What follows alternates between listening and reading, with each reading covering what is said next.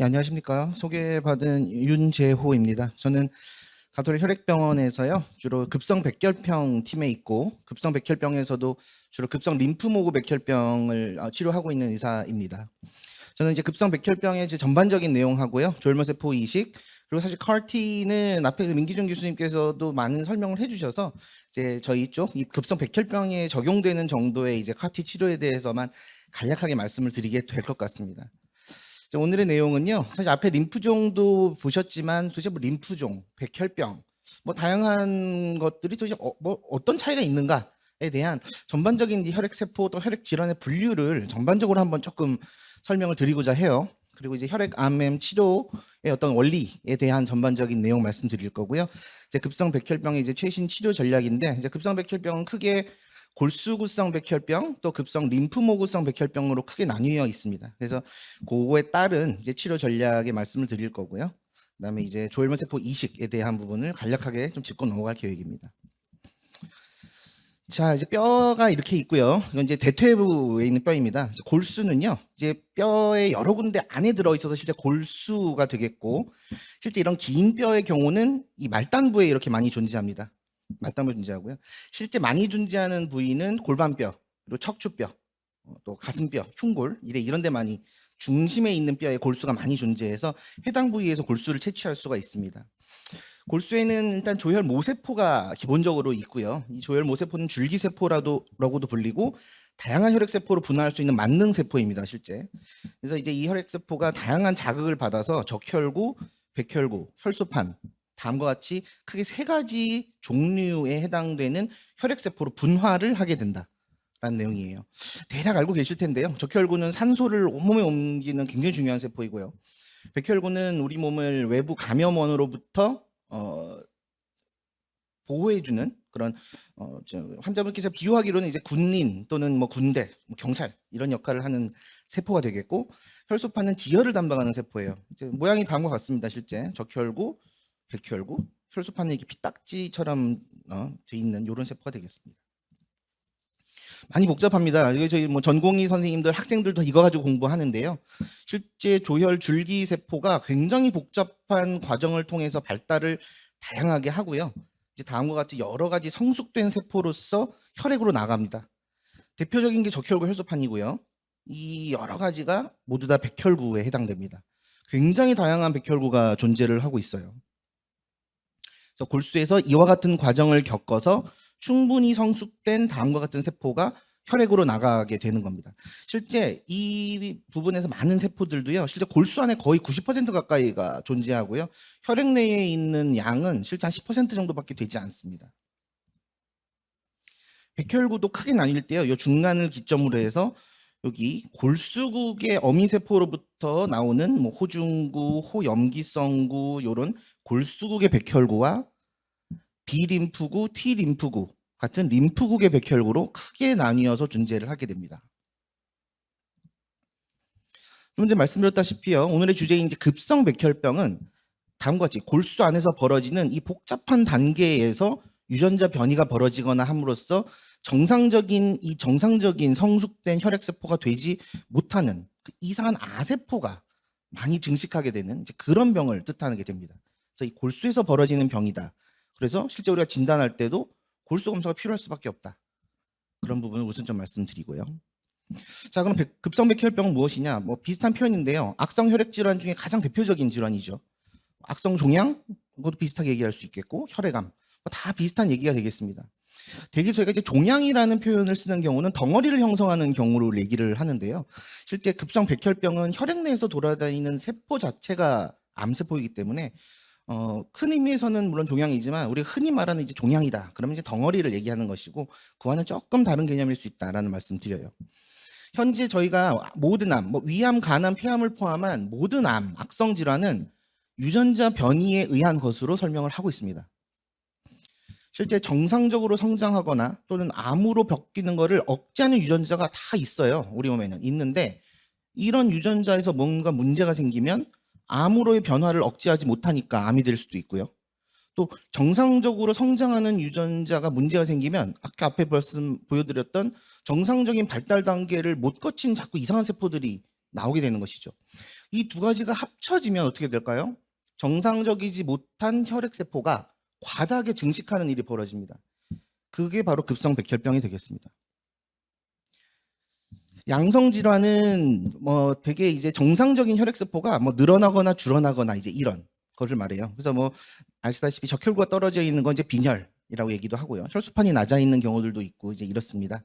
또 증식성 혈액 질환에도 뭐 빈혈이 아니라 오히려 뭐 적혈구 수치가 뭐 20g, 21g 늘어나는 병, 혈소판이 막 100만 개, 200만 개 늘어가는 이런 병도 있는데요.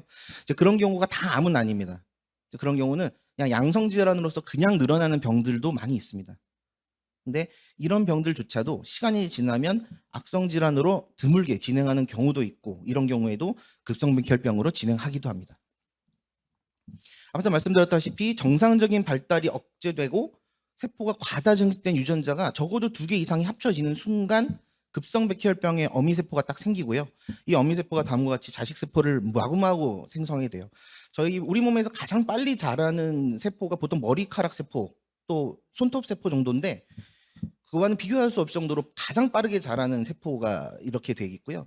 앞선 강의에서도 이제 림프종 같은 경우도 비슷한 개념으로 다음과 같이 변이가 생긴 암세포가 생기는 게 과다 증식을 하니까 정상세포에 비해서 이제 림프종은 말 그대로 덩어리를 만드는 양상으로 나타나게 되는 것입니다.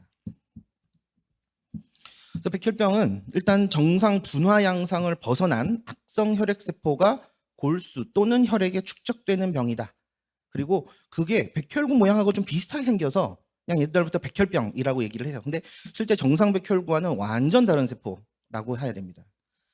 이제 급성 백혈병이 있고 만성 백혈병이 있는데요. 오늘 우리 주제는 이제 급성 백혈병이지만 급성 백혈병은 반복해서 말씀드리지만 골수 안에서의 정상 분할을 하지 못하는 뭔가 문제가 생긴 세포, 아세포라고 부르는데 그 아세포라고 불리는 미성숙 세포가 과다 축적되는 병이에요. 그게 골수에서 과다 축적되다가 결국 밀려 나와서 혈액 안에까지 막 나오게 됩니다. 그래서 크게 급성 골수백혈병, 림프모그 백혈병으로 나뉘고요. 상대적으로 훨씬 공격적이고 정상 혈구의 형성을 매우 방해하기 때문에 혈소판, 빈혈, 또 정상 백혈구는 매우 감소되는 소견을 보이게 됩니다. 그에 비해 만성 백혈병은 아까 뒤에 보여드리겠지만 어느 정도 성숙한 세포가 만들어질 때까지는 큰 이상이 벌어지지 않습니다. 아까 앞서 보여드린 것처럼 골수 안의 문제가 아니라는 거예요. 그래서 실제 만성 골수 백혈병, 만성 림프구 백혈병들이 있는데요. 좀 더 공격적이지 않고 혈구의 감소를 방해하는 소견도 좀 덜합니다. 다음과 같습니다. 계속 말씀드리지만 이쪽 부위에서 벌어지는 경우고요. 이 어미세포가 크게 림프국의 전구세포로부터 다양한 림프국으로 분화가 되는데 이쪽에서 문제가 생기면 이제 급성백혈병인데 림프모그 백혈병이 벌어지는 부위가 되는 것이고 다음과 같이 정상세포 되기 전 골수국의 전구세포의 이 분화 과정에서 뭔가 분화를 멈추는 유전자 이상이 생기고 그게 과다하게 벌어지면 그게 급성 골수성 백혈병이 되는 루트가 크게 나뉜다.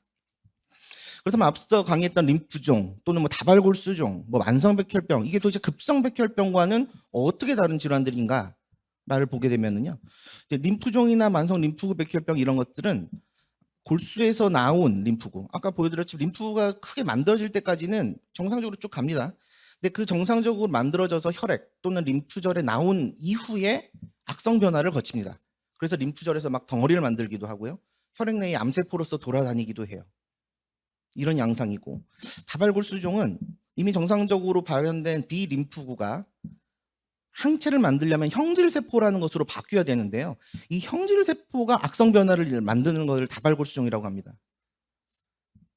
악성 항체를 과다 생성하고 뼈를 녹이면서 덩어리를 또 형성하는, 그래서 둘 다 림프종, 다발골수종이라는 이런 이름이 붙는 변화가 되겠습니다. 근본적으로 진단할 때 저희가 골수 검사가 아주 절대적으로 필요하지 않아요. 물론 골수 검사를 하는 이유가 따로 있지만 진단을 위해서는요. 결국 림프종은 덩어리를 조직 검사해야 되고요. 다발골수종 같은 경우는 혈액 내에서의 M 단백이라는 요 이상 악성 항체를 검사해야지 진단이 가능해요. 만성 골수백혈병은 조금 독특한데요. 요거는 사실은 조혈 모세포부터 요 필라델피아 염색체라는 거를 가지면서 생기고요. 모든 골수 계열이 과다 증식되는 좀 독특한 특성을 가지기 때문에 뒤에서 말씀드리겠습니다. 그래서 보여드렸다시피 급성 백혈병은 이쪽에서만 벌어지는 현상이라고 한다면 림프종, 다발골수종, 만성맥혈병은 이쪽 골수 밖혈액 및 조직에서 이제 암세포의 변형까지도 확인되는 이제 그런 내용이다라고 보시면은 간단하게 이해할 수 있는 내용이 되겠습니다. 그래서 앞서는 혈액 질환의 큰 분류, 이제 악성 혈액 질환이다, 양성 혈액 질환이다.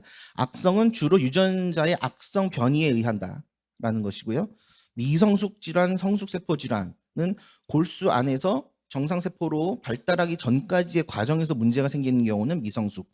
충분히 발달할 때까지 큰 문제가 없는 경우는 성숙 질환인데 대개 미성숙 세포 질환이 급성 질환입니다. 굉장히 공격적인 형성을 띠는 경우가 많고요. 성숙 세포 질환이자 만성 질환인 뭐 림프종이나 다발골수종은 공격도가 조금 낮아서 환자를 잡아먹는 그런 아주 공격성이 상대적으로 급성 질환에 비해서는 조금 약하다. 하지만 이제 장기적으로는 물론 안 좋은 쪽으로 가는 경우는 비슷하게 가는 경우들이 있고요. 그리고 세포가 골수 계통의 세포에서 기원하느냐, 림프 계통의 질환에서 기원하느냐에 따라서 뭐 급성 골수백혈병, 급성 림프구 백혈병, 만성 골수백혈병, 만성 림프구 백혈병 등으로 크게 나뉘게 됩니다. 그래서 이게 크게 4분면으로 나눌 수 있다라는 걸 말씀드렸고요. 오늘 이제 주인공은 요 급성 골수정 백혈병, 또 급성 림프모구 백혈병, 그래서 골수에서 생기는 암세포 골수암이고 이제 이쪽에 대해서 오늘 좀 정리를 해서 말씀을 드리려고 해요. 자, 미성숙 골수 림프계 질환의 AML, ALL로 이제 진단을 하고요. 이제 어떻게 진단을 하는지 보여드리겠습니다. 실제 말씀대로 골수에서 단계에서 뭔가 문제가 생겨서 벌어진 질환이기 때문에 골수 검사가 좀 불가피합니다. 굉장히 좀 힘든 검사이죠. 저희도 가능한 한 최소화시키려고 하는 검사이고요. 부분 마취를 충분히 하고 통증을 최소화하기 위해서 저희도 노력하고 있습니다. 지금 가톨릭 혈액병원에서는 하루에 거의 한 20케이스 넘는 골수 검사를 하고 있고요. 실제 골수 검사 1년에 거의 5,000건 가까이를 하게 되는데 뭐 실제 어떤 합병증이나 부작용을 크게 호소하는 경우는 사실 극히 드문 상황이다라는 것을 말씀드립니다. 자, 급성 백혈병의 환자가 이렇게 옵니다. 대개 백혈구 수치가 보이실지 모르겠습니다. 39,900개라고 되어 있는데요. 보통 백혈구가 이렇게 많이 높아져서 오는 경우가 많아요. 근데 이 높은 백혈구는 절대 정상 백혈구가 아닙니다. 이 밑에 쭉 내용을 보면 여기 블라스트라는 것이 92%인데요. 그 아세포가 증가되어서 백혈구가 높이 나타나는 것을 특징으로 하는 경우가 많아요. 실제 이 혈액 검사만으로는 아까 앞에서 말씀드린 이건 급성 백혈병 같은데 정도를 아는 것이지 골수성 백혈병이냐 림프모구 백혈병이냐를 나누는 거는 이때 저희가 알 수는 절대 없습니다. 결국 골수 검사를 통해서 정밀 검사를 해야지만 저희가 알 수가 있게 되고요. 대체 환자분들은 이런 혈액 검사로 와도 증상이 그렇게 심하지 않은 경우가 많아요. 요즘처럼 건강검진을 열심히 하는 시대에는 실제 건강검진에서 진단돼서 오시는 분들도 많습니다. 실제로. 그리고 환자분 입장에서는 뭐 한 6개월 전에 뭐 어디서 검사했을 때만 해도 괜찮았는데 6개월 만에 갑자기 건강검진에서 이게 뭔 일이냐. 실제 저희가 6개월 전 검사를 봐도 정상인 경우가 많습니다. 그만큼 급성, 진행이 거의 3개월, 6개월 만에 진행을 하기 때문에 요즘처럼 이제 건강검진을 많이 하는 경우는 이렇게도 진단이 된다. 간혹 이제 비장비대 또는 관절통, 아까 보여드렸다시피 뼈 안에 들어있는 골수이기 때문에 거기서 이제 막 암세포가 만들어지면 실제 뼈 말단부의 관절 이런 데 통증을 심하게 호소하는 경우들도 있습니다. 우측에도 백혈병 환자의 사실 골수 혈액 검사인데요. 보면은 반드시 백혈구가 이렇게 막 3만 개, 4만 개, 10만 개 오르지 않고 이렇게 백혈구가 낮은 상태로 진단되는 분들도 있어요. 결국 이렇더라도 골수 안을 보면 골수 안에 백혈병 세포는 많이 있다. 이런 경우는 골수 안에 있는 백혈병 세포가 너무 많아서 밀려 나와서 이런 모습을 보이는 것이다라고 알고 계시면 되겠습니다. 백혈병은 사실 진단 시 큰 증상이 없다고는 말씀드렸는데요. 이제 결국 병이 진행을 하면서는 백혈구, 적혈구 혈소판이 낮아지면서 문제가 다 벌어지죠. 백혈구는 우리 몸을 지키는 면역세포라고 그랬는데 백혈구가 적다 보니 중증 감염증. 남들은 그냥 뭐 배탈 정도로 넘어갈 것이 굉장히 중증 위장관염으로 진행할 경우도 있고 상부 호흡기 감염 정도로 넘어갈 환자가 폐렴으로 진행한다던가 중증 감염으로 진행할 위험이 많아지고요. 보여드렸다시피 백혈구치가 너무 높은 경우는 혈액 자체가 굉장히 끈적끈적해지면서 머리가 아프고 어지럼증 또 실제 중풍 증상이 나타나게 됩니다. 왜냐면 머리로 가는 혈액 어딘가가 이제 막히거나 할 수가 있으니까요. 빈혈, 적혈구가 낮은 경우에 이제 빈혈과 관련된 호흡곤란, 어지럼증, 또 혈소판이 낮은 경우는 지혈이 안 되니까 출혈합병증. 그래서 우측에 보시다시피요, 이제 다리 쪽으로 피가 몰리니까 하지 자반증 증상으로 많이 오세요. 보통 그렇습니다. 또는 구강 내에 잇몸 출혈, 뭐 코피가 잘 안 멈춘다. 보통 이제 그런 경우가 이제 많이 진단 시 오시는 증상입니다. 조금 이제 어려운 증상 중에는 이제 종양 융해 증후군이라고요. 암세포는 이제 아무래도 파괴되면서 굉장히 몸에 안 좋은 물질들을 자꾸 내보내기 때문에 암세포가 항암을 하기 전에도 이제 파괴되면서 신장이나 간이 이렇게 손상당하는 일이 벌어지기도 하고요. 전신의 응고 기능이 굉장히 활발해지면서 미세 혈전증이 많이 생기고 그에 이은 출혈 경향성이 생기는 경우들도 많습니다. 결국 급성백혈병의 주요 사인은 결국 감염증과 중증 출혈이 되겠습니다. 골수 검사는 보통 아까 말씀드렸듯이 골반뼈에서 하게 되고요. 이 위치에서 하게 돼요. 그래서 엎드리시거나 모로 누워서도 저희가 할 수가 있게 됩니다.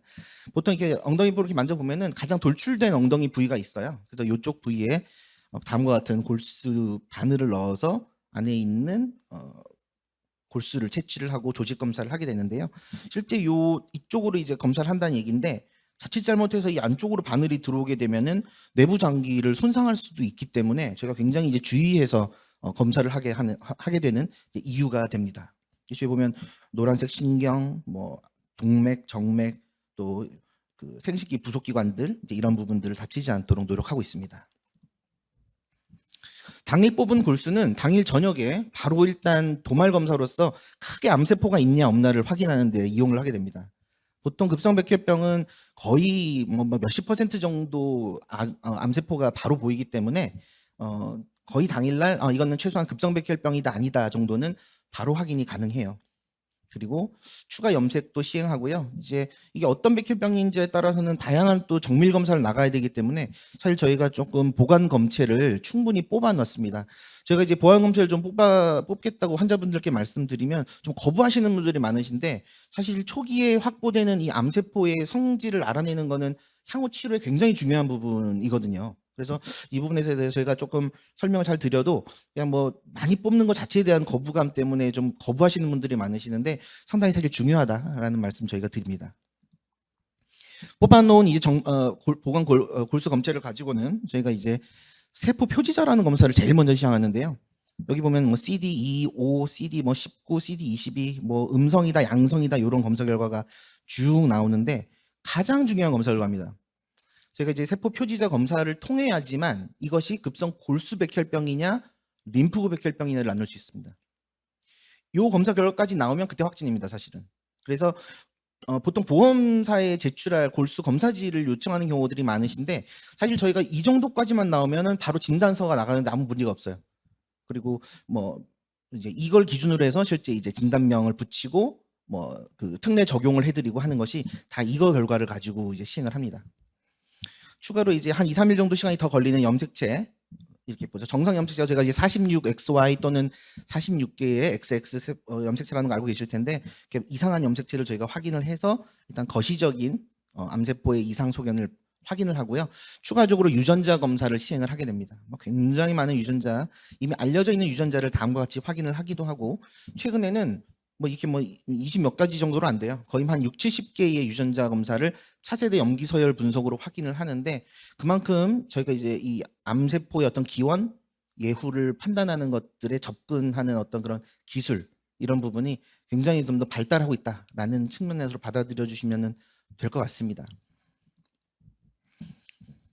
보통 진단돼서 이제 많이 슬퍼하시면서 물어보시죠. 도대체 뭐가 문제냐? 왜 나에게 이런 일이 벌어졌느냐? 근데 아까 뭐 재발한 환자분이 뭐 왜 재발했느냐 이런 것도 물어보신다고 하시는데 사실 저희가 드릴 수 있는 얘기가 별로 없습니다. 잘 알려져 있는 것도 이런 것들이지만 이런 거에 정말 노출되는 분이 얼마나 있으시겠어요? 뭐 고용량 방사능, 원자폭탄, 물론 일본의 그 원자폭탄에 관련된 일이 있겠지만 뭐 석유, 화물, 벤젠 물론 이런 거는 직업상 노출되는 분이 있으실 수 있고요. 아시다시피 뭐 반도체, 뭐 회사의 반도체에 일하는 분들의 실제 급성백혈병의 진단율이 적어도 한 10% 이상 높다. 이런 건 알려져 있는 사실입니다. 이제 그런 부분들은 잘 알려져 있는 것이지만 이런 것들 이외에도 환경 호르몬 저희가 왜 가습기 관련한 부분 때문에 아시다시피 우리가 모르는데도 노출되고 있는 화학 물질들은 어마어마하게 많고요.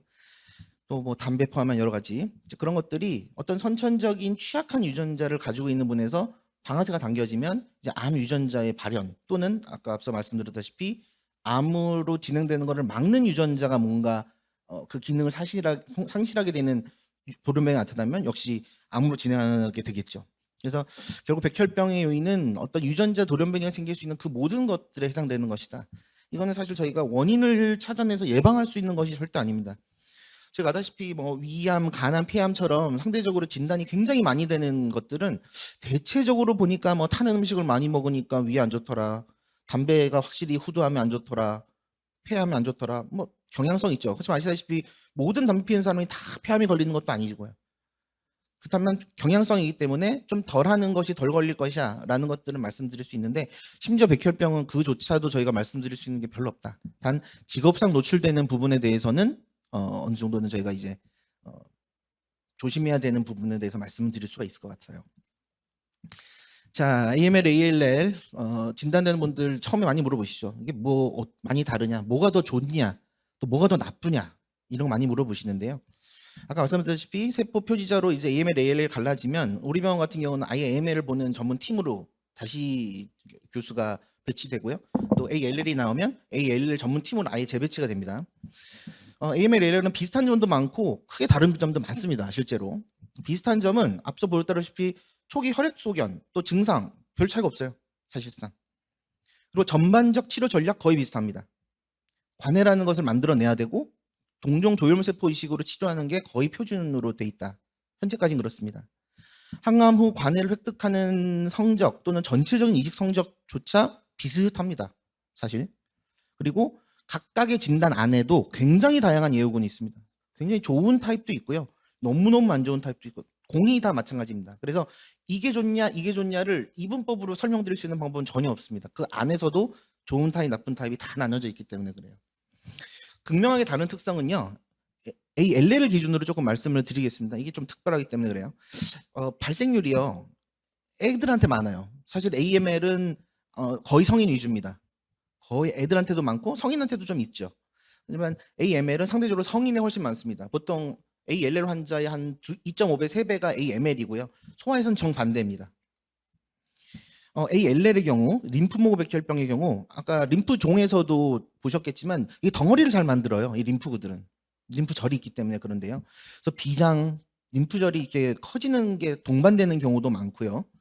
또 혈액 외의 증상 중에는 신경 침범하는 경우들이 많아서 환자분이 계신 분은 아시겠지만 AML에 비해서는 저희가 뇌척수를 통한 예방적 항암 화학요법을 적어도 6번에서 서양에서는 12번까지도 시행하는 그런 조치를 저희가 추가로 시행을 하고 있고요. 상대적으로 재발이 진짜 좀 더 많은 편이기는 합니다. 통계적으로도. 보시다시피 1세부터 85세 기준으로 급성 골수성 백혈병은 다음과 같이 거의 40, 50대 기준으로 해서 급격하게 늘어나는 발생률을 보이고 있고요. 급성 림프모그 백혈병은 보시다시피 소아에서 한 번 이렇게 굉장히 많이 발생하는 지점이 있고 그 다음에 다시 한 40, 50대 이후부터 조금 올라가는 이거는 우리 병원 우리나라의 데이터는 아닌데요. 남성에서 조금 더 많은 것으로 이제 보고는 되고 있습니다. 이런 그래프를 보시면은요, 높으면 높을수록 생존율이 좋다라는 것을 뜻하는 거예요. 아까 림프종에서도 많이 보여드렸을 텐데요. 이게 지금 시간에 따른 성적의 변화입니다. 실제 1970년대, 80년대 때 성적에 비해서 최근 2010년도 이후까지 치료 성적이 계속 올라가고 있는데 이렇게 올라가도 현재 완치율이 60세, 65세 미만의 그래도 항암을 잘 받고 이식을 받을 수 있는 환자의 50%에서 60% 정도가 실제 완치율로서 현재 보고가 되고 있습니다. 보시다시피 실제 한 7, 80년대까지는 이건 뭐 난치병 수준이 아니라 사실 불치병이었다고 봐야 됩니다. 드라마 이런 데서도 뭐 얘가 많이 나오잖아요. 실제 수혈 받고 그냥 감염 조절하다가 도저히 안 되면 돌아가신 이런 병이었다면 사실 지금은 절대 지는 싸움은 아니다. 실제 20, 30대 경우에는 실제 완치율이 한 80%에 육박하는 경우가 있습니다. 근데 보시다시피 뭐 AML이나 ALL이나 대체로 완치율이 한 60% 전후를 지금 보인다라는 것을 알 수 있겠죠. 자, 급성 백혈병의 치료 원리로 넘어가도록 하겠습니다. 뭐 자세히 보실 건 없을 것 같아요. 다양한 항암제들이 개발이 되었는데요. 2001년도에 글리백이라는 약이 만들어지면서 굉장히 좀 새로운 어떤 전기가 마련됐습니다. 왜? 처음으로 FDA에서 승인된 표적 치료제이기 때문이에요. 그 전에는 거의 그냥 암세포를 죽이는 굉장히 강도 높은 그런 뭐 알킬 화제 뭐 여러 가지 그런 것들을 이제 이용했었고요. 실제 2001년 이후 15년간 신약 개발이 없었던 건 아니죠. 근데 효과 있게 증명이 돼서 실제 저희가 임상에서 사용될 수 있었던 신약이 거의 개발이 되지를 못했었습니다. 실제 요 약제들로 거의 15년간 쓰고 있었습니다. 2015년, 16년도까지는. 그래서 백혈병 치료 원리는 앞서 말씀드린 그런 여러 가지 강도 높은 항암 화학요법을 요 백혈병 세포의 이제 DNA를 공격해서 이제 암 성장을 방해하는 이런 거를 이용을 했는데요. 현재 이제 한 2016년, 15년 이후부터 한 7, 8년간 굉장히 다양한 표적 치료제들이 개발이 됨으로써 병합 치료를 하게 됐고요. 이 표적 치료제를 사용이 가능하게 되면서 기존의 병합 화학요법의 강도를 좀 낮출 수 있게 되는 계기가 마련되었습니다. 그거 자체도 치료 성적을 높이는 굉장히 큰 역할을 하고 있습니다. 백혈병 치료의 원리의 대전제는 일단 항암제와 표적 치료제의 독성을 견뎌낼 수 있어야 되는 게 가장 중요하고요. 백혈병 세포를 다 죽이고 나서 환자가 살아 있어야 되는 것이죠. 암세포를 죽이겠다고 환자까지 죽이는 일이 벌어지는 게 가장 안 좋은 일이 아니겠습니까? 그래서 의료진이 냉철하게 해야 되는 부분은 정말 적절한 강도의 항암을 결정함으로써 암세포는 암세포대로 최대한 죽이고 또 환자는 최대한 살려내는 정상적인 생활 수준으로 돌아갈 수 있게 해야 되는 것이 중요하고, 이 내용 자체가 소위 완전 관해의 최종적인 개념이 됩니다. 그리고 급성 백혈병 환자분들이 가장 중요한 건 이 완전 관해를 획득하고 유지하는 것이 되겠습니다. 이제 조금 이제 최근 들어 이제 우리가 이해해야 되는 게 이제 표적 치료제, 면역 치료제가 하도 많이 나오니까는요. 표적 치료제의 표적은 백혈병 암세포 표면에 있는 다양한 물질들을 총칭해서 얘기를 합니다. 표적은. 그리고 또는 암 유전자의 돌연변이로 해서 과잉 발현하는 어떤 단백질 같은 것도 암세포를 만들어내는 요인이 되기도 합니다. AML, B세포 ALL, T세포 ALL에 다음과 같이 좀 독특한 표면이 다 달라요. 얼굴, 눈, 코, 입이 다르게 존재하고요. 그래서 이런 것들에 대해서 각각 모두 치료제가 개발되고 임상시험을 무수히 거치고 있습니다. 근데 실제 무수히 거친 약들 중에 정말 살아나는 약은 1%밖에 안 됩니다. 어마어마한 돈을 들여서 임상시험을 하고 있는데, 그래서 살아남은 약제의 가격이 비싼 이유가 그런 임상시험에서 통과하지 못한 약들에 투입된 비용까지도 어느 정도는 산정이 필요할 수 있기 때문인 부분이 있어요. 급성 백혈병에서 대표적인 약으로서 이제 뭐 BCR ABL1이라는 유전자 변이에 대해서 쓰는 글리백, 스프라이셀, 또 FLT3 뮤테이션에 쓰는 뭐 라이답, 조스파타, 또 블린사이토, 킴리아, 뭐 베스폰사, 뭐 이런 약들이 현재 대표적인 표적 치료제들이고요. 뒤에 좀 설명드릴 겁니다. 좀 더 좁은 부위에서, 표적 치료가 좀 더 넓은 분이라면 좁은 부위로서 이제 면역 치료제는 환자 몸에서의 면역 반응을 이용해서 극대화해서 암세포의 치료에 적용하는 것을 다 면역 치료제라고 하는데요. 이제 주로 이용하는 게 이제 이 T세포입니다. 그래서 이제 T세포와 연관된 이중항체, T세포, 또 세포 사멸을 유도하는 약제, 또 면역 관문 억제제, 이런 것들은 좀 더 표적 치료제 중에서도 환자의 면역 반응을 이용한 치료제들이다라는 부분을 말씀드리고자 합니다. 다시 돌아가서요. 이제 완전 관해라는 게 말 그대로 치료에 있어서 가장 중요한 목표라고 말씀드렸고, 완전 관해의 기준은 이렇게 있습니다. 그래서 혈액 골수 안에서 실제 암세포가 안 보여야 되는 게 가장 중요하고요. 추가적으로 정상 혈액 수포가 회복이 돼야 된다. 그래서 저희가 외래 오셔서 일단 혈액 세포는 이제 혈액 수치는 많이 좋아지셨네요라고 말씀드리는 거 자체가 사실 가장 중요합니다. 뭐 골수에 암세포가 있고 없고는 차치하더라도 골수 암세포가 없어도 정상 백혈구, 적혈구를 회복을 못했다는 것은 그만큼 어떤 항암 후유증에서 벗어나지 못했다라는 것을 뜻할 수밖에 없기 때문에 완전 관해의 정의에 들어가지 못해요. 뭐 추가적으로는 뭐 당연히 수혈 의존도도 없어야 될 것이고, 좀 정밀한 유전자들까지 완전히 없어지면 훨씬 깊은 관해 상태로서 저희가 말씀을 드립니다. 이제 관해를 획득해서 뭐 항암 한두 번으로 관해가 평생 유지되면 너무너무 행복하시죠. 근데 실제 지금 급성 골수백혈병, 림포모 백혈병 모두 항암 몇 차례만으로 관해를 평생 유지하는 거는 사실 거의 어렵습니다. 한 10% 남짓의 환자에서만 가능한 일이고요. 관해 후에도 그래서 공고 항암 또는 유지 항암을 하는 항암 베이스의 치료를 하는 경우, 그리고 이식으로 치료하는 것은 크게 나뉩니다. 보통은 저위험군, 맨 처음 진단 시에 유전자나 염색체 이런 게 좋은 어떤 저위험군에서는 항암으로 유지를 하겠으나 아무래도 좋지 않은 군에서는 뭐 보통 동종 조혈세포 이식까지 진행을 하게 되고요. 이제 최근에 이제 이 CAR-T 세포 치료제라는 것이 등장을 함으로써 항암이냐 이식이냐 선에서 사이에 끼는 치료제로서 이제 제시가 되고 있습니다. 실제 CAR-T 세포 치료제는 일정 부분은 이식을 대체할 수 있는 것으로서 이미 데이터가 어느 정도 확보하게 나오고 있기 때문에 크게 이제 다음 세 가지의 관해 유지 치료가 이제 제시가 될 수 있겠다. 단 CAR-T 세포 치료제는 현재는 그냥 첫 진단된 환자가 탁탁탁 해서 CAR-T까지 갈 수 있는 건 아니고요. 재발한 환자에서 이제 다시 관해를 획득하고 유지하는 목적으로서 이제 사용하는 것이다라는 부분을 말씀드립니다. 조혈세포 이식은 크게 자가 이식, 동종 이식으로 나뉘고요. 아까 자가 이식은 앞에 림프종 시간 보셨겠지만 보통 성숙세포 질환인 림프종, 다발골수종에서 많이 하는 치료가 되고 또는 저위험의 급성 백혈병에서도 자가 이식을 시행할 수는 있습니다. 고용량 항암으로도 완치가 가능한 암인 경우에 우리가 자가 이식을 시행하는 것이고요. 항암만으로는 완치가 어려운 이제 고위험군의 급성 백혈병, 보통 재발한 진행성의 이제 다음과 같은 질환들이 동종 이식에 적응증이 됩니다. 자, 이제 급성 백혈병 타입별로 넘어가 보도록 하겠습니다. 앞서 말씀드렸다시피 급성 백혈병의 치료 전략 자체는 관해 유도를 해서 관해를 획득해야 되고요.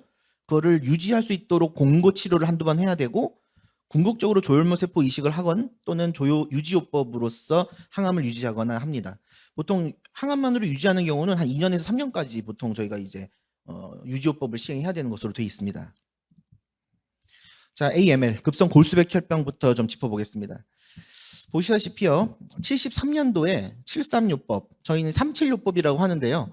이게 아주 대표적으로 AML 치료에 있어서는 근간이 되는 치료, 뭐 시타라빈, 다노르비신 이거를 거의 지금 40년 가까이 썼어요, 실제. 여기도 내용에도 돼 있지만 20년간 발전 없었음이라고 실제 써 있죠. 이때 이후로도요, 거의 2015년도까지는 거의 뭔가 신약도 없고 정말 이때 치료제로 여기까지 왔었습니다. 근데 이 뒤쪽에 어마어마한 지금 발전이 일어난 상황이다라고 보면 될 것 같습니다. 첫 AML에서의 골수 이식이 77년도에서 일어났다고 그랬고요. 국내에서는 83년도가 첫 이식인데 이제 첫 이식 케이스는 급성 림프모그 백혈병이었습니다. 자, 376법을 말씀드릴게요. 아까 말씀드린 73년도에 처음 개발된 거를 사실 지금까지도 쓰고 있습니다. 이 조합 이상의 것을 아직 발견하지 못했기 때문이에요. 뭐 우리가 도전 안 한 건 아니죠. 다양한 조합도 해보고 했지만 이 이상이 없기 때문인데요. 실제 다노루비신 또는 이다루비신이라는 안트라사이클린 제제 약 3일 그리고 겹치기로 시타라빈이라는 약을 3일간 중복해서 쓰고 일주일 총 채우는 이걸 376법이라고 저희가 얘기를 합니다. 보통 일주일간 약이 들어가고요. 3주 정도 회복 기간이 필요해서 한 달 정도의 항암을 해야 저희가 이제 1차 관해를 획득하는 데 필요한데요. 대개 80% 정도에서 관해를 획득하는 것으로 되어 있습니다. 실제 항암 중에 한 5%에서는 실제 폐혈증, 뭐 다장기 손상 등으로 실제 저희가 환자를 잃는 경우도 사실 생겨요. 말씀드린 이 376법을 거의 뭐 30년 썼는데요. 2017년도에 이후부터 급격한 다양한 표적 치료제가 마구 나오기 시작했고 이 약들을 요 37 항암 요법에 추가로 사용하는 이제 전략들이 소개되고 현재는 지금 이제 이 추세로 오고 있습니다. 그래서 만성질환 없이 건강한 표준위험 환자, 보통 그냥 보통 환자라고 보면 될 것 같습니다. 그래서 보통 환자에서는 이 376법의 항암 치료, 일주일 항암 치료에다가 표적 치료제를 일단 결합하는 전략이 현재 가능해졌고요. 그 FLT3라는 유전자가 돌연 변이가 나타나는 경우 굉장히 예후가 좋지 않은 군으로 이미 저희가 알고 있는데요. 현재 이제 비급여 미도스토린이라는 약을 사용할 수 있게 돼서 이 약을 2주간 이제 비급여를 현재 투여할 수 있는 상황이고요.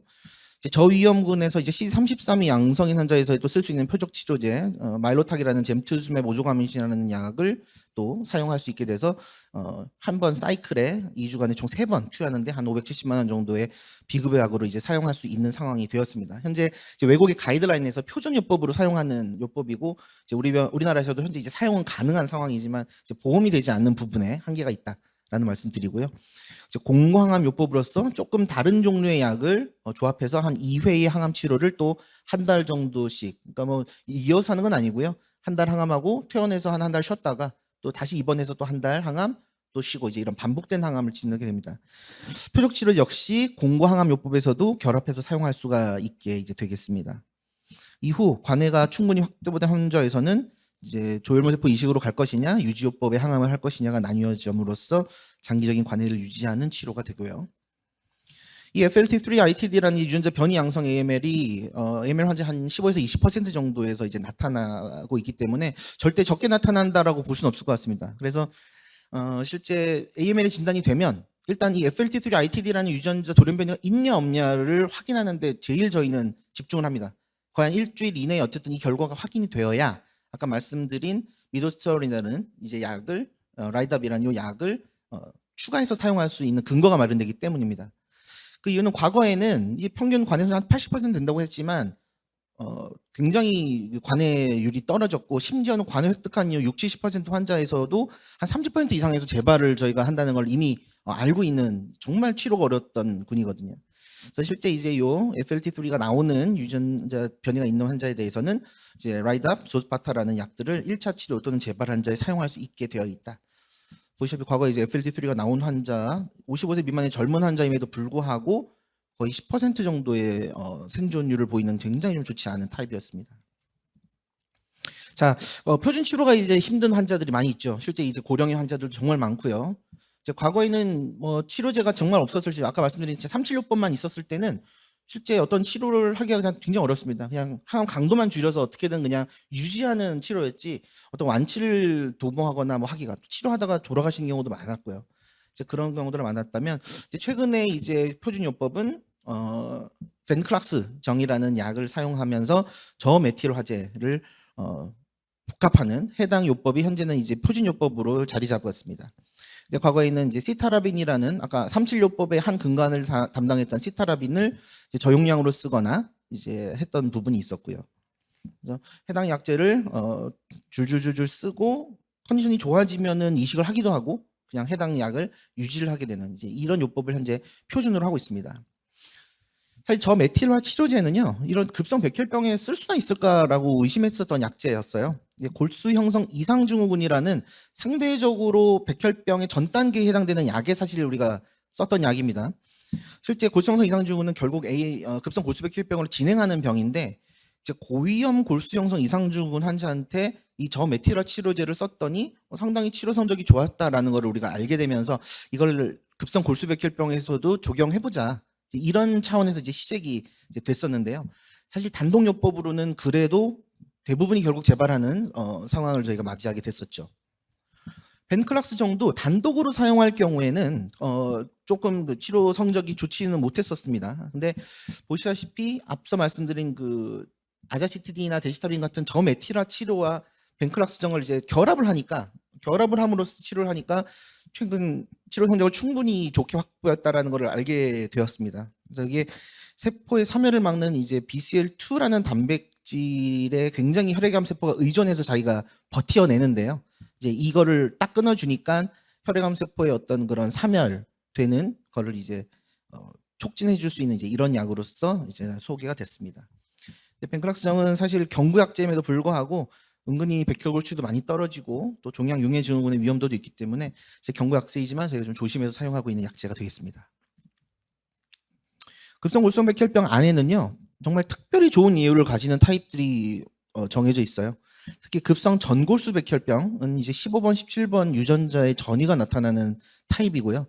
제가 이제 CBF AML이다. 그래서 CBF 타입은 8번, 21번 유전자의 전이 그리고 16번 유전자의 전위 뒤집어져 있다. 이제 이런 것들이 있어서 실제 초록색이 2010년도 이후의 치료 성적으로 봤을 때 거의 90%, 80% 이상 환자가 완치를 획득하고 있는 굉장히 좀 특별한 타입이 됩니다. 그래서 앞에 FLT3 유전자가 나오느냐 안 나오느냐와 더불어 이런 좋은 타입이냐 아니냐도 확인하는 것이 상당히 저기 중요하겠죠. 왜냐하면 이런 타입은 실제 조혈모세포 이식이 없이도 완치가 가능한 타입들로서 소개되고 있기 때문입니다. 전골수 백혈병은요 굉장히 독특한 특징을 가집니다. 전체 급성 골수 백혈병의 한 10% 정도를 차지하는 백혈병 타입이고요. 문제는 초기 진단 시에는 굉장히 출혈 경향성이 심한 타입이기 때문에 저희가 수혈 공급이나 다양한 부분을 굉장히 집중해서 치료를 하는 경향이 있고요. 이제 높은 이 조기 위험만 제외하면 조혈모세포 이식 없이도 완치율이 가장 높기 때문에 좋은 예요. 그럼 제가 이제 환자분께는 정말 불행 중 다행인 타입이십니다라고 보통 설명을 드리는 경우가 많은 타입이 되겠습니다. 최근에는 강도 높은 치료도 필요 없습니다. 경구 베사노이드라는 약하고 비소, 실제 우리가 알고 있는 그 광물 비소입니다. 그 비소의 저용량 치료를 통한 분화 유도 치료만으로도 실제 지금 완치율이 상당히 90% 이상 확보되는 케이스인데요. 현재 이제 이 비소 치료가 이제 고가의 비급여 약제로서 아직 분류가 돼 있기 때문에 도저히 이 약을 사용하기 어려운 경우에는 어쩔 수 없이 이제 고전적인 항암 약제를 사용하고 있습니다. 자, 다음 이제 ALL 치료로 넘어가겠습니다. ALL 치료는 50년대부터 아까 보여드린 그 과거 동안에요. 뭐 빈크리스틴, 또 스테로이드, 다노르비신 이제 이런 약들의 이제 3제 항암 요법을 우선 사용했었고, 이제 90년대 이후에 사이클로포스파마이드의 로이나제 같은 약까지 총 포함된 5제 항암으로서 일단 저희가 관해 유도를 시행을 합니다. 2000년도에 아까 말씀드린 이제 글리백이라는 표적 치료제까지 나와서 기본 치료를 이제 유지하게 이제 되었고요. 그 이후 마찬가지로 15년도까지 스프라이셀이라는 추가 약제, 경구 약제를 제외해서는 신약이 존재하지 않았는데요. 2015년 이후에 이제 재발 불응성 ALL 환자만을 대상으로 한 표적 치료제 개발이 계속 성공을 거두면서 블린사이토라는 약, 또 아이클로시그, 또 베스폰사, 카르티 중에 하나인 이제 킵리아라는 이런 약제들이 현재 이제 개발 성공되어 현재 다 사용이 현재 가능한 약들로서 이제 국내 승인이 되었습니다. 보시다시피 다 이제 표적이 이렇게 딱 정해져 있어서 해당 표적이 나오냐 안 나오냐를 확인하는 게 굉장히 좀 중요한 상황입니다. 그래서 현재 치료는 마찬가지로 관의 유도를 위해서는 5가지 약을 적절히 조절해서 거의 한 2주간 정도 항암을 하는 것을 기본 백본으로 하고요. 필라델피아 양성인 환자에서만 글리백이라는 표적 치료제를 추가로 할 수 있습니다. 그래서 AML에서 아까 FLT3라는 유전자 여부, 돌연변 여부를 제일 먼저 확인하는 것처럼 ALL에서는 이 필라델피아 염색체가 나오느냐 안 나오느냐를 확인하는 게 가장 중요합니다. 그래서 기본 항암 치료에 이제 표적 치료제를 이제 추가해서 치료하는 전략이다라고 알고 계시면 되겠습니다. 마찬가지로 공광암요법 2회 정도를 시행 후 조혈모세포 이식을 하거나 유지 항암 치료로 넘어갑니다. 현재 모든 혈액암에서 이 미세 잔존 병소라는 게 굉장히 중요하고 웬만한 환우분들도 다 알고 계실 거예요. 미세 잔존 병소는 과거에 이제 관해 여부로만 저희가 이제 치료 성과를 확인했습니다. 골수를 봐가지고 암세포가 5% 미만이냐 아니냐만 확인을 했다면 관해를 획득한 환자에서도 눈에서 보이지 않는 암이 존재한다라는 걸 이미 저희가 알고 있고 이거를 확인할 수 있는 방법이 지난 시간 동안 굉장히 많이 이제 저희가 개발이 됐기 때문입니다. 그래서 요 눈에 보이지 않는 암을 미세잔존암, 미세잔존병소라고 얘기를 합니다. 특히 지금 ALL의 경우에 이 해당 미세잔존병소의 검사가 많이 용이해졌고 많은 부분 지금 다 보험으로 시행이 가능한 상황이 되었기 때문에 굉장히 적극적으로 저희가 이 미세잔존병소를 활용을 하고 있습니다. 실제 2020년 이후부터 미세잔존암을 제가 적극적으로 확인을 하고 있고요. 항암을 2번 정도 시행한 이후에도 이제 1000개 세포를 확인했는데 1개 정도 보이냐 안 보이냐. 그래서 이제 0.1%라고 표현을 하는 기준인데요. 이 0.1% 미만인의 어떤 미세잔존암이다. 그러면 이건 굉장히 지금 항암에 좋은 반응을 보인 관해 상태다. 그래서 똑같은 관해여도요. 0.1% 이상의 미세잔존 명소가 있는 경우는 실제 관해가 안 된 환자에서의 치료 성적과 비슷할 정도로 중요한 어떤 표지자로서 저희가 이용을 해야 되는 상황이 되었습니다. 실제 검체는 골수 검체를 이용하고요. 이제 암세포 특이 표면형, 아까 보여드렸던 여러 가지 CD 마커를 조합한 방법 또는 암세포 특이 유전자를 실제 확인을 하는 방법으로서 미세잔존 병소를 확인하고 있습니다. 그래서 아까 AML 쪽보다는 현재 ALL에서는 굉장히 좀 적극적으로 사용이 가능한 상황이기 때문에 해당 내용을 말씀드리고요. 실제 환우분들 요즘 많이 질문하십니다.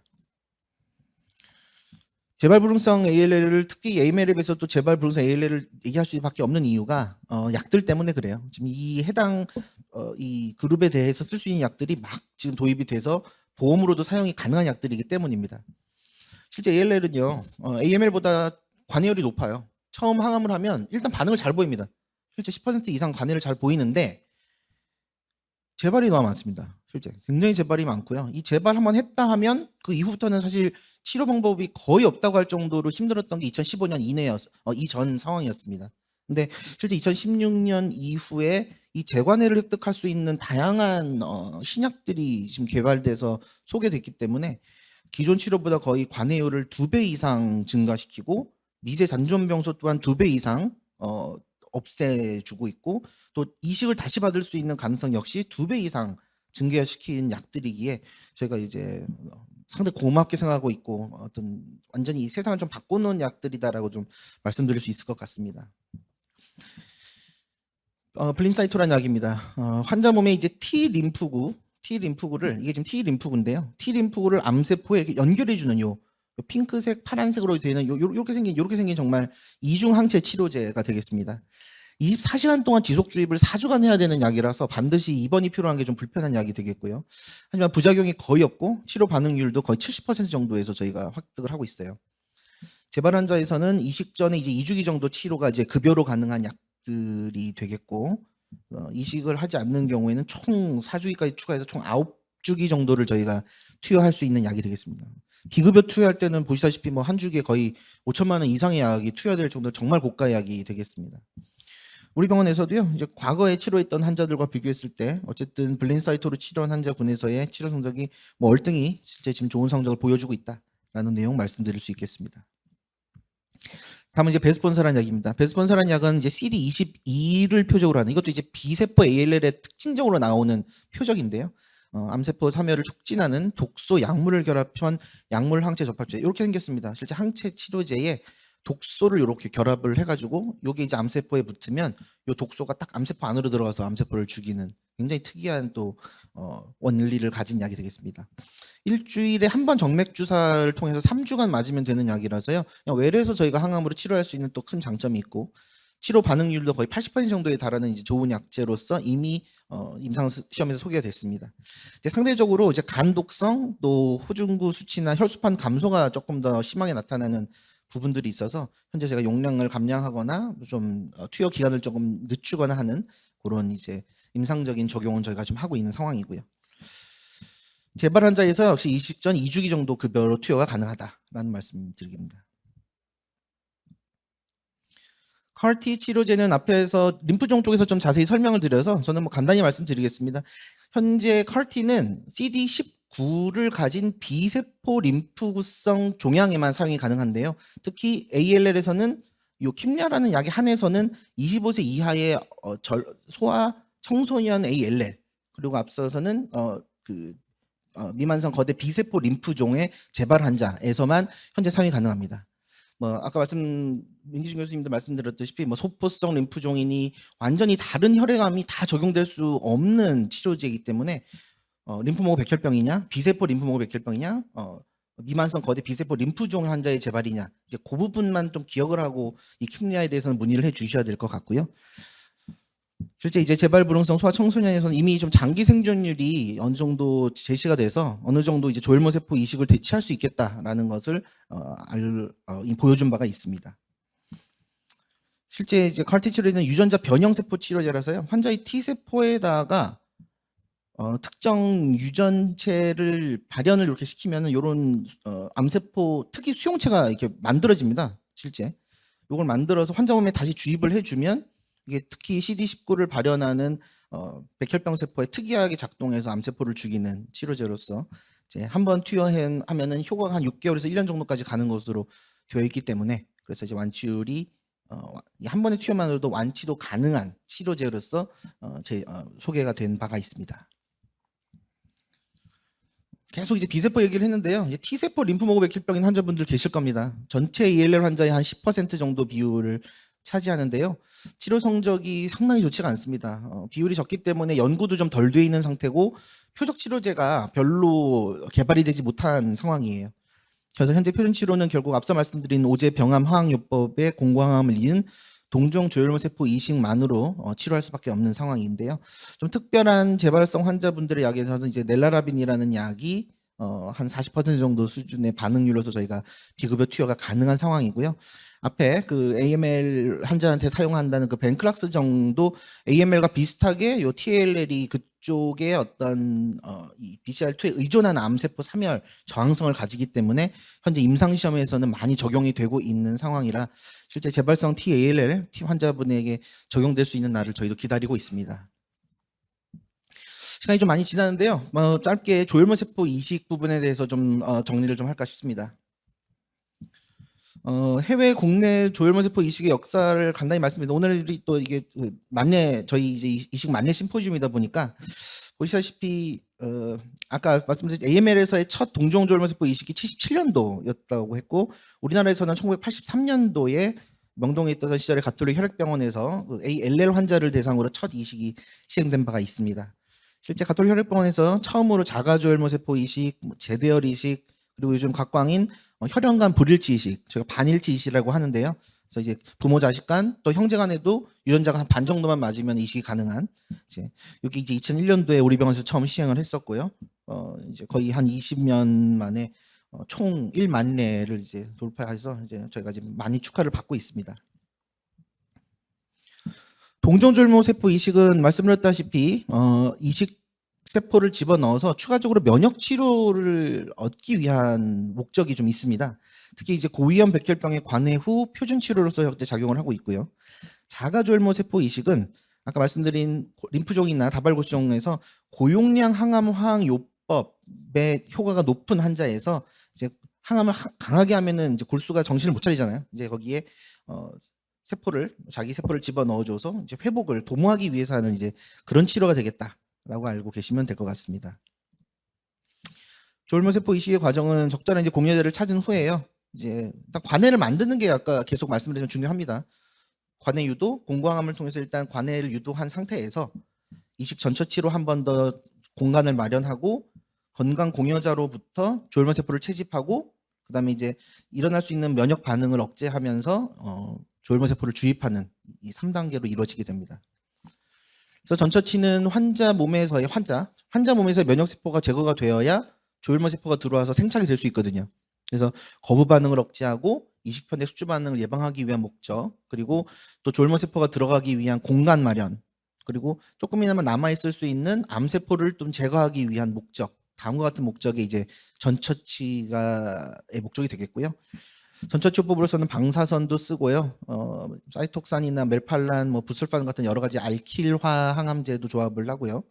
최근에는 이제 플루다라빈이라는 약이 도입되면서 림프구를 조금 더 선택적으로 억제할 수 있는 장점 때문에 이식에 도입이 되게 되었고, 이 약 때문에 저희가 이제 저강도 전처치가 가능하게 됐기 때문에 현재 이런 알킬 화제의 독성을 줄이면서 고령 환자 또는 만성 질환을 동반한 환자에서도 충분히 이식이 가능하게 된. 그래서 이 플루다라빈을 사용한다라고 할 경우에는 아무튼 독성이 표준 이식에 비해서는 조금 약하다라는 것을 어느 정도 인지하고 계시면 될 것 같습니다.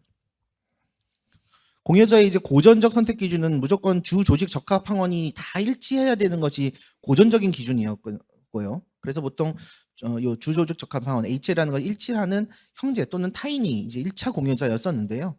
현재로서는 우리가 이제 반드시 다 일치하지 않고 주조직 적합 항원의 한 반 정도 이상만 맞아도 충분히 환자 몸에 공여자 세포가 들어와서 생착이 가능하고 암세포의 사멸이 가능하다라는 것을 이미 경험으로 저희가 긴 시간 동안 알아냈기 때문에 특히 빨리 이식을 해야 되거나 이럴 때는 이미 바로 준비가 가능한 이제 가족 간 불일치든 제대혈 이런 것들도 이제 이용할 수가 있다라는 걸 저희가 알게 되었어요. 그래서 대체 공여자의 어떤 선택이 굉장히 좀 중요한 이제 요즘 이슈가 되겠습니다. 실제 보시다시피 가족 간 불일치 이식이 거의 2000년대, 2010년도 이후부터 급격하게 사용례가 증가하게 되었고요. 급기야 이제 작년 2022년도에는 가족 간 불일치 이식이 1번입니다. 우리나라 전체에서도 그렇고 또 우리 병원에서도 1위입니다. 그래서 실제 가족 간 불일치 이식을 많이 시행을 하고 있고요. 다들 물어보는 게 괜찮냐죠? 실제 치료 성적이 괜찮냐, 생존율이 비슷하냐, 부작용은 없느냐 많이 물어보시는데요. 이제 쓸 수 있다. 그래서 보시다시피 이제 가족 간 불일치 이식이 요새 빨간색에 해당되는 생존율이 이제 가족 간 불일치 이식인데 우월하다까지는 말씀 못 드리지만 형제 간 또는 주조직 적합 일치 타인과 비교했을 때 전혀 떨어지지 않는 치료 성적을 보여주고 있고 부작용에 대해서도 저희가 특별히 더 심한 부작용으로서 애를 쓰고 있지는 않다라는 말씀 드리고요.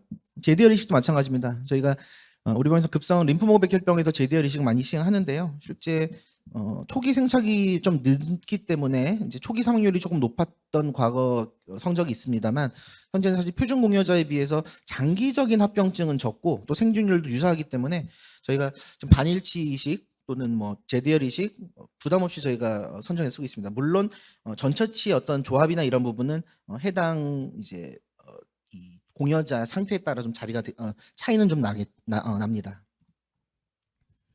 말씀드렸다시피 이 MHC HLA라는 게 반 이상만 일치하면 환자 몸에서 생존한다는 건 우리가 알게 되었고요.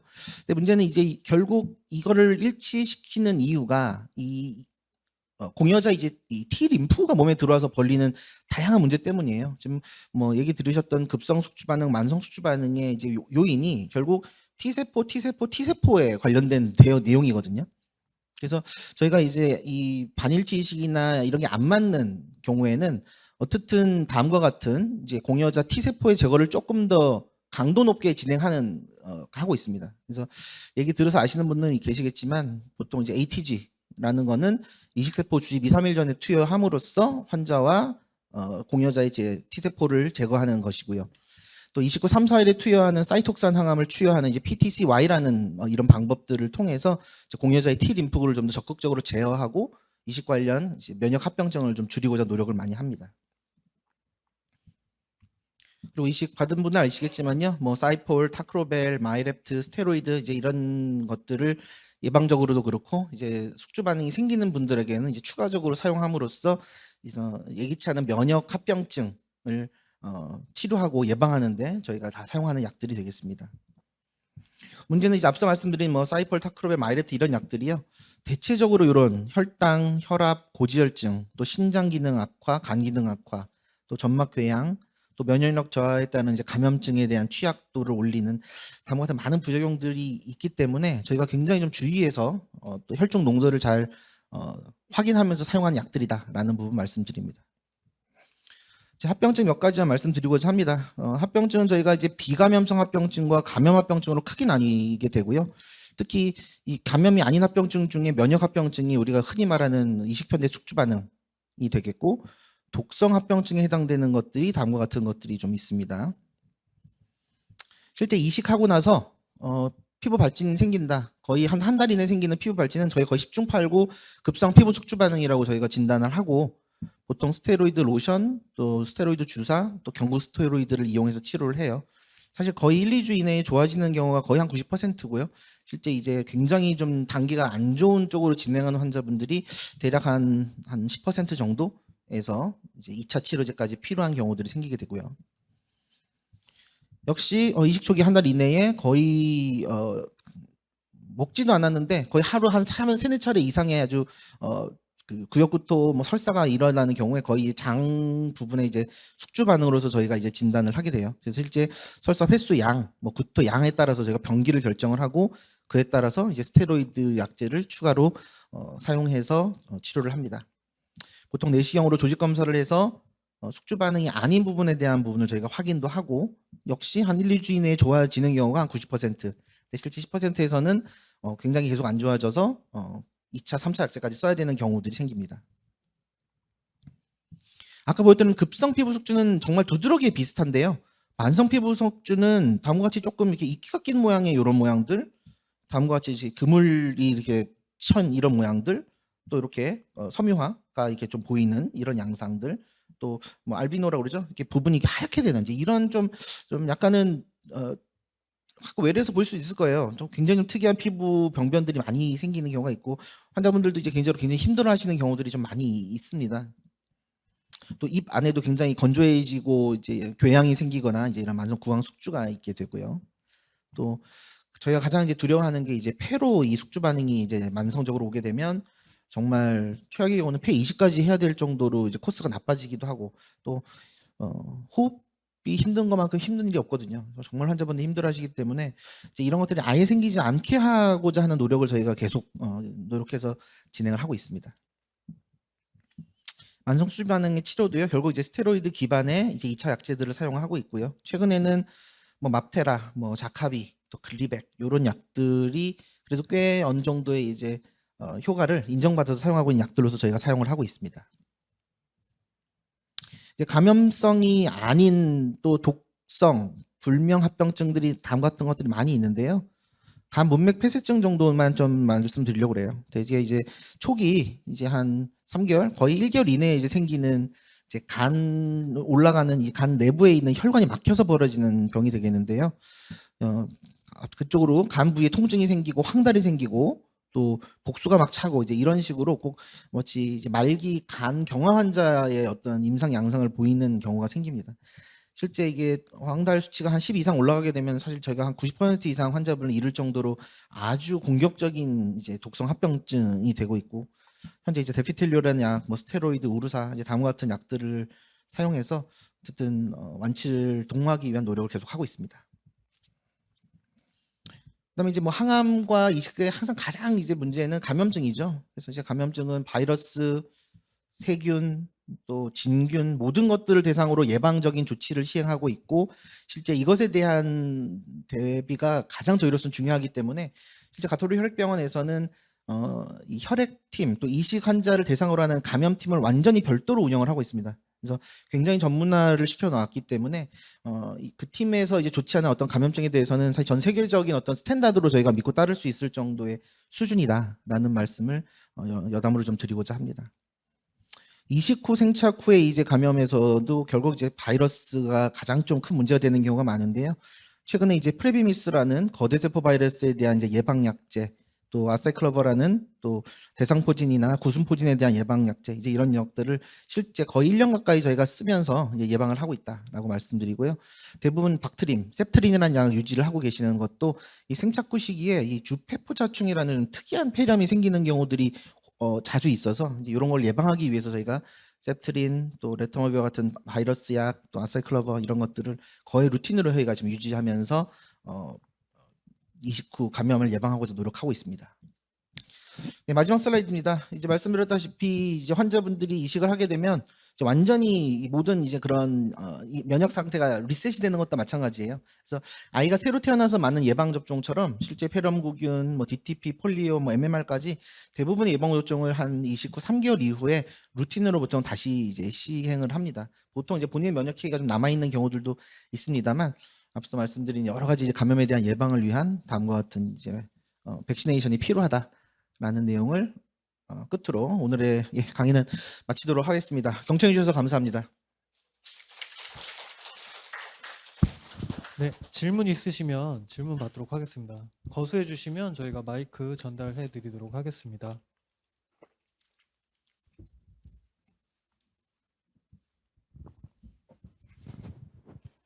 네, 적절한 치료 방법 찾기 위해서 혈액암의 종류와 유전자 등에서도 알아보았고요.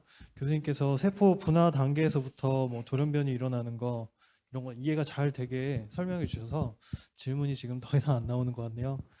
더 궁금하신 게 있으면 교수님께 진료 보실 때 좀 문의해 주시면 좋을 것 같고요. 여러 가지 치료법, 뭐 표적 치료제, 면역 치료제, 조혈모 세포 이식, 카티 등등에 대해서 잘 알아볼 수 있었습니다. 저쪽에 질문이 있으니까 받도록 하겠습니다. 네, 저는 지금 간암 치료를 받고 있는 보호자인데요. 방금 설명하실 때 단백질을 세포가 먹는다 그랬어요. 그 암세포가.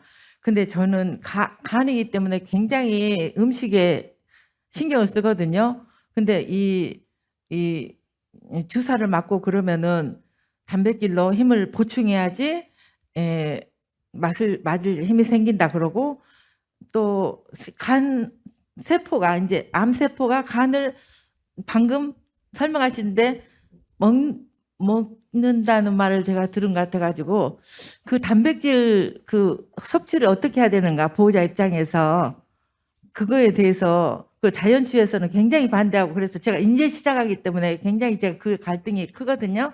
그래서 그것에 대해서 좀 이야기 듣고 싶어요.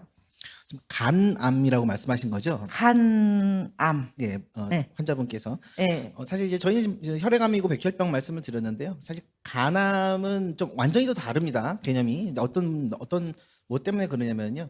일단 어떤 암 치료를 하든지 적절한 영양 공급은 중요해요. 예. 그리고 암 환자분이 아무리 잘 먹으려고 해도 예. 과량 섭취는 사실 어렵습니다. 입맛이 있는 것도 아니고 예. 실제 과량 섭취는 어려워요. 제가 사실 먹는 거에 있어서는 환자분 편하게 해드리는 게 가장 중요하다라고 예. 말씀드립니다. 예. 계속 항암하고 정신적 스트레스, 심리적 스트레스, 뭐 입맛도 없죠. 예. 그래서 실제 먹고 싶은 거 편하게 드시면 좋은데 간암의 경우는 좀 다르기 때문에 그렇습니다. 간암이나 또는 신장 기능이 많이 안 좋은 만성 신부전 환자, 예. 또 우리가 항암을 하면서도 콩팥 기능이 다치게 되는 경우들이 많이 있어요. 예. 일단 고단백질의 질소 이제 그 산화물이 되는 것들이 몸에서 이제 질소 노폐물이 많이 벌어지는데 예. 문제는 간이나 콩팥 이런 데가 많이 안 좋은 환자분은 예. 아무래도 그 질소 노폐물을 예. 해독해내는 힘이 약해지죠. 예. 그러니까 이제 그런 부분 때문에 특히나 예. 간경화, 간암, 신부전 이런 환자분에서는 예. 노폐물이 너무 쌓이면 그 자체 예. 때문에도 신경이나 이런 부분에 독성이 될 수도 있고 예. 또 그 자체가 또 몸에 쌓이면 그 자체가 또 몸에 독소로 작용할 수 있는 여지가 예. 다소 있기 때문에 예. 아마 조금 더 신경을 쓰도록 얘기를 들으셨을 것 같아요. 예. 근데 저희가 실제 지금 혈액암이나 저희 쪽 분야에서는 예. 단백질을 특별히 제한하거나 하는 예. 일은 사실 거의 없습니다. 그거는 예. 말씀드렸다시피 예. 뭐 잘 섭취하는 게 중요하고 절대적으로 일반인이 잘 섭취하는 것만큼 잘 섭취하기가 사실 어렵기 때문이에요. 예. 예. 예. 네. 앞쪽에서도 질문을 좀 원하셔서 이쪽에서 맨 앞에. 한번. 예, 저는 림프종 6차 항암을 마치고 이제 첫 번째 추적 경과를 진행하는 환자입니다. 근데 문자로다가 일반 외 정기 검사, 우리가 건강 검진 하라고 자꾸 오는데 네. 그걸 해야 되는지 안 해야 되는지 되게 좀 망설여졌어요. 림프전 이제 항암 치료 다 마무리를 하셨고 예, 그렇죠? 6차까지 추적만 끝냈어요. 하고 계시다는 것이죠. 네네. 예. 한 번 했습니다. 예. 사실은 이제 건강 검진이라는 게 그 수준 차이가 되게 많잖아요. 네. 그렇죠. 굉장히 정밀한 검사가 포함된 뭐 특히 이런 병원에서 하는 막 몇백만 원짜리 건강 검진도 있지만 또 우리 국가에서 하는 또 검진도 있고 그러지 않습니까? 네. 이게 항목이 너무 차이가 커요. 국가에서 해주는 거는 뭐 항목도 몇 개 없고 예. 하지만 꼭 필요한 몇 가지가 뭐냐면 특히 우리나라에서 호발하는 물론 환자분은 림프종 정말 힘들게 잘 치료해내셨지만 2차적으로 우리나라에서 유난히 많은 위암이나 여성 유방암, 갑상샘암 이런 게 절대 오지 말라는 법이 없거든요. 예. 사실은. 예. 그래서 일반 혈액 검사나 이런 거는 어차피 외래 방문해 주실 네. 때 다 하기 때문에 일반 혈액 검사가 문제는 아닙니다. 그런데 만약 시기가 돼서 환자분의 나이에 시기가 돼서 뭐 유방암 검사가 필요하다거나 내시경 그렇죠? 또 증상이 혹시 있다면 그래서 뭐 내시경 그다음에 뭐 그런 부분들. 근데 사실 림프종 환자는 그렇습니다. 이게 추적 자체를 거의 전신 CT를 찍어 버리잖아요. 예. 사실 그때 소위 말하는 고형암, 뭐 췌장암, 뭐 위암, 대장 이런 부분은 사실 CT 패스를 찍으면 나오기 때문에 조금 선별적인 좀 차이가 있을 것 같아요. 네, 그래서 아니셔도. 네, 그래서 환자분은 그런 것까지는 너무 우려하실지는 않아도 될 것 같다. 근데 좀 이 백혈병 환자를 제가 말씀을 드리면 아까 백혈병 환자분들 마찬가지가 될 것 같아요. 우리가 이제 급성 백혈병은 거의 초장 한 1년 이내에 항암이 끝나고 이식까지 끝나고 그다음부터 이제 5년 10년 쭉 보잖아요. 근데 이제 보통 이런 항암을 받으신 분들이 한 5년 10년 후에 뭔가 만성 질환 또는 또 혹시 다른 암 이런 게 실제 조금 더 잘 생기는 경향도 있다고 합니다. 다소. 근데 제가 이제 작년 10월에 제가 6차 항암을 작년 마무리한 거예요. 네. 예, 그리고 2월 달에 지금 1차 추적 경과 검사 네. 한 상황이고 PET-CT도 다 했고 네. 또 그러면 사실 고형암의 어떤 예. 발생에 대한 부분은 사실 그렇게 걱정할 아, 부분은 아니실 것 같습니다. 네, 예, 네, 그건 알겠습니다. 그렇습니다. 네네.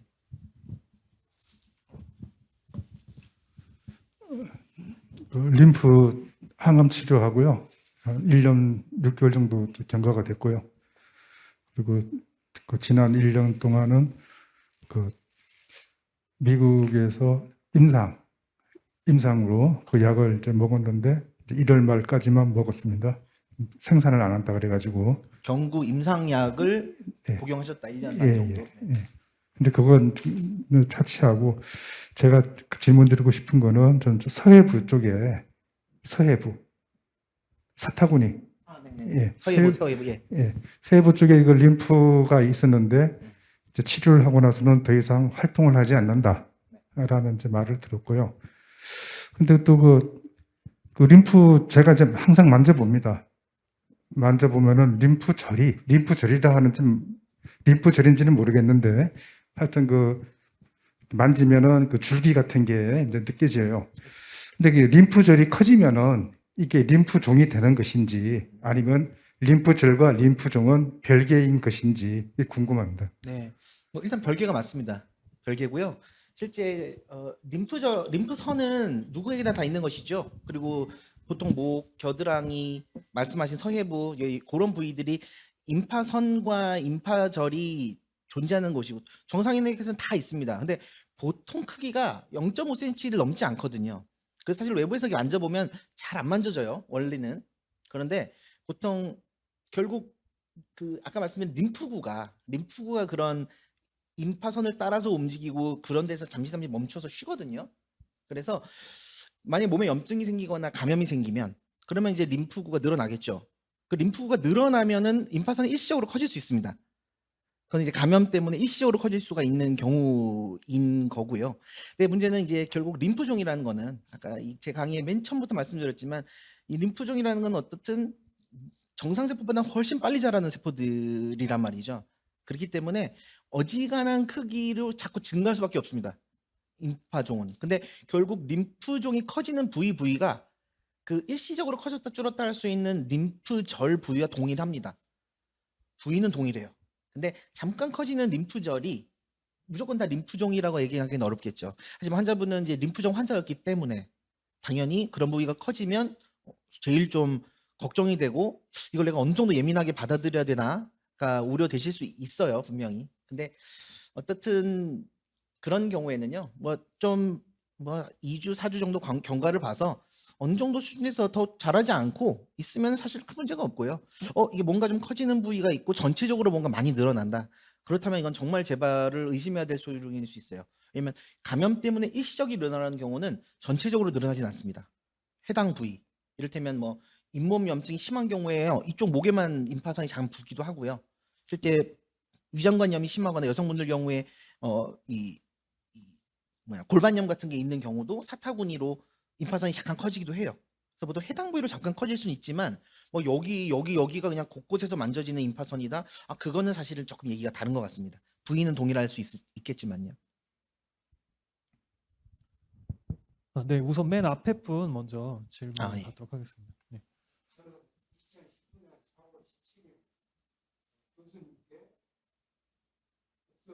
혈병 진단을 받고 지금 이제 5년차 투영을 하고 있습니다.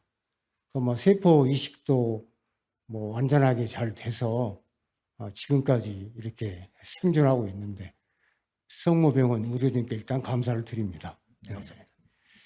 근데 이제 제가 그 숙주 반응으로 그동안 계속 고통을 겪다가 지금도 이제 면역 억제제를 이제 복용을 하고 있습니다. 5년째이신데도 예.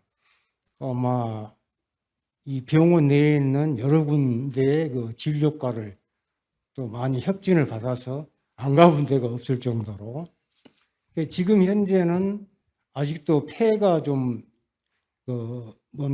활동량이 67%밖에 안 돼서 지금도 호흡기내과 치료를 계속 받고 있고요. 네. 가장 지금 현재 문제되는 거는 제가 이제 말초신경이 이제 많이 손상이 됐다 해가지고 지금 걷는 게 조금 이제 불안전하고요. 발바닥에 좀 신경이 무뎌져가지고 그리고 이제 그 옆구리나 이 허벅지나 종아리, 팔뚝에 그 피부들이 약간의 경화 현상이 와가지고 사실상 이 부드럽지가 못해서 이 행동이 자유스럽지가 못합니다. 네. 그런 부분들을 꾸준히 이제 담당 교수님들의 진단을 받고 이제 관리를 하고 있습니다만 제가 좀 한 가지 아쉬운 것은 이 이식 환자들에 대한 숙주 반응의 여러 사례들이 지금 성모병원의 홈페이지를 들어가 봐도 정리가 돼 있는 게 좀 자료가 부족하다고 좀 느끼고 있거든요. 네. 그래서 많은 환자들의 고통스러운 부분들을 이제 교수님들은 많이 듣고 알고 계시니까 그런 여러 사례들을 조금 홈페이지나 이런 쪽에 좀 게재를 해주시면 네. 저희 같은 좀 일부 고통을 받고 있는 후유증 환자들의 큰 도움이 될 것이라고 생각이 되어서 제가 감히 말씀을 드려봅니다. 네. 네. 네, 아주 좋으신 좋은 이식인 것 같습니다. 네, 제가 진짜 말씀대로 굉장히 좀 수주 반응 때문에 고통받는 분들이 진짜 많으시고요. 특히 이제 만성 수주 반응의 경우 정말 계속 가고 있으니까 환자분처럼 5년 가까이 이렇게 면역제제까지 쓰셔야 되는 일도 생기고 하셔서 이제 그런 부분을 저희도 생기지 않게 하는 것도 중요하겠지만 이제 생기신 분들을 이제 관리하고 또 좋은 관리에 또 좋은 치료 전략들 또 앞으로 이런 또 신약들이 또 뭐 소개되고 있다거나 이제 이런 정보를 좀 드릴 수 있는 좀 정보의 창을 저희 행정팀과 상의해서 꼭 한번 마련할 수 있는 기회로 삼겠습니다. 특히 이번이 실제 이식 심포지움이라는 거에 아주 적절한 조언을 해주신 것 같아서 감사합니다. 예. 아까 이어서 질문 드리겠는데요. 제가 2월 중순에 칸디나 구내염을 앓았습니다. 올 2월에요. 네. 네. 그래서 한 2주 동안 여의도 병원에서 이제 입원해 있다가 퇴원을 했는데 그 감염된 그것 때문에 그 서해부의 림프선이 굵어진 것인가? 그리고 그 굵어진 림프선은 또 자연적으로 다시 줄어드는가? 그게 궁금합니다. 지금 부인은 서해분데 양쪽 다이세요? 오른쪽이 심합니다. 우측이고요. 그래서 이제 그거는 사실 이제 그 담당 진료 보시는 담당 주치의 교수님이랑 상의를 하시는 게 진짜 중요는 하겠는데요. 뭐 그냥 상식선에서 말씀드리면 사실 구내염 때문에 정말 칸디다 구내염이 서해부 쪽에 영향까지 주기는 사실은 조금 상식적으로 맞지는 않습니다.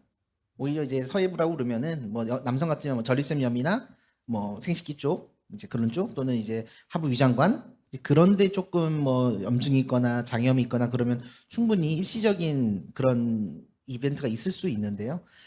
실제 이제 중요한 거는 크기 이게 얼마나 이렇게 계속 자라나는 양상의 어떤 임파절 비대냐 그리고 실제 이제 그런 부분들 꼭 뭐 난 감염증이 있으니까 이 정도는 괜찮아라고 의뢰도 그냥 그러려니 생각하실 문제도 아니라서 혹시 다음 추적 기간이 언제쯤이세요? 다음 뭔가 이제 뭐 PET-CT나 뭐 이런 걸 추적하셔야 되는 그 간격이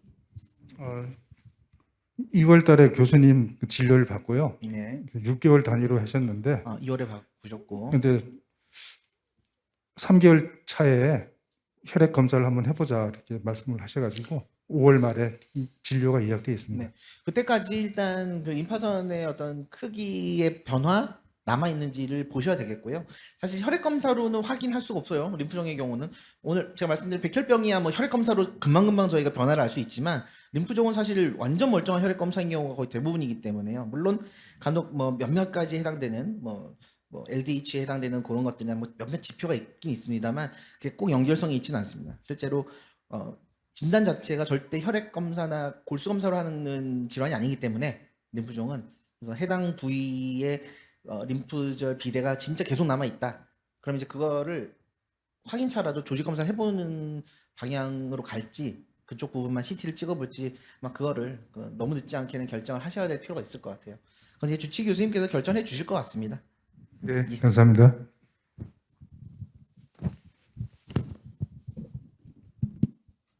네, 더 이상 질문이 없으신 것 같은데요. 오늘은 이렇게 강의를 마치도록 하겠습니다. 급성 백혈병의 최신 치료 및 조혈면세포 이식과 카티 치료에 대해서 윤재우 교수님이 발표해 주셨는데 큰 박수 부탁드립니다. 네, 감사합니다.